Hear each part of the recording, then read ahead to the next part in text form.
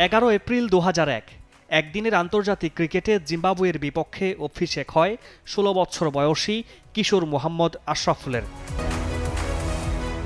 তখনকার ব্যাটসম্যানদের জন্য মূর্তিমান আতঙ্ক মুরালীধরনকে বেসামাল করে দিয়ে 7 সেপ্টেম্বর আশরাফুল যা করলেন টেস্ট ক্রিকেটে 130 বছর ইতিহাসে করতে পারেনি আর কেউই।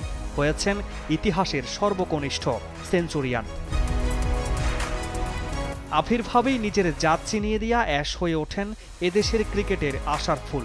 শ্রীলঙ্কার বিপক্ষে ব্যাক টু ব্যাক সেঞ্চুরি, ভারতের বিপক্ষে 158 রানের মহাকাব্যিক ইনিংসের পর তার হাত ধরেই রচিত হয় রূপকথার সেই কার্ডিফ কাব্য।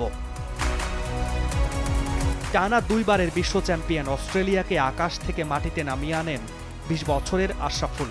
ঠিক 100 বল হাঁকানো তার দুর্দান্ত সেই ম্যাচ উইনিং সেঞ্চুরিতে এমন কিছু উদ্ভাবনী শট দেখিয়েছেন এক জীবনে তা দেখাতে পারেননি ক্রিকেটের বরপুত্র ব্রায়ান লারা কিংবা লিটল মাস্টার শচীন টেন্ডুলকারও।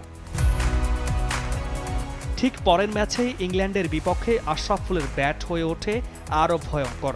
চোখ ধাঁধানো সব স্কোপ আর ফুল শটে তিনি দিশেহারা করে দেন ইংরেজদের বোলিং লাইন আপ।